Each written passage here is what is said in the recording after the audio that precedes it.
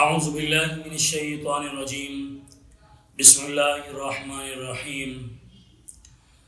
روزے کا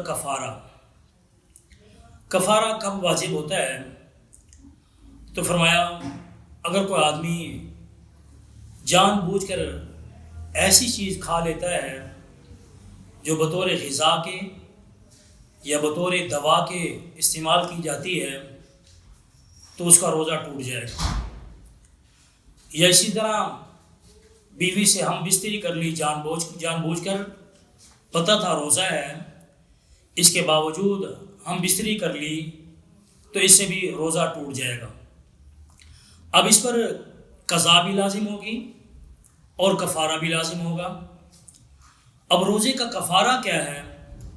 فرمایا 3 چیزیں ہیں کفارہ میں۔ نمبر 1، غلام آزاد کرے۔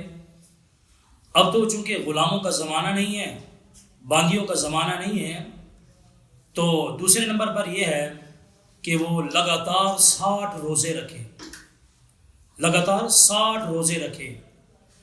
اور اگر اس کے اندر درمیان میں اگر وہ روزہ چھوٹ گیا تو اب نئے سرے سے اس کو رکھنے پڑیں گے۔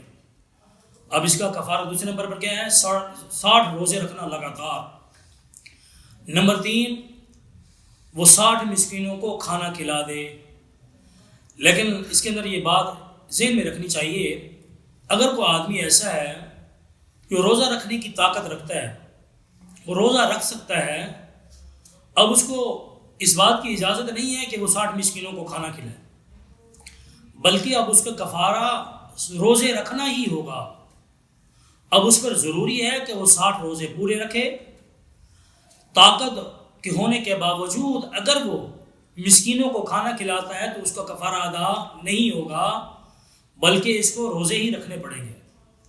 ہاں، اگر کوئی شخص ایسا ہے کہ وہ روزہ نہیں رکھ سکتا، طاقت نہیں ہے، ضعف ہے یا بیماری ہے، اب اس کے لیے گنجائش ہے کہ وہ 60 مسکینوں کو کھانا کھلا دے، اس کا کفارہ ادا ہو جائے گا۔ اللہ تعالیٰ مجھے اور آپ کو ان باتوں پر عمل کرنے کی توفیق عطا فرمائے۔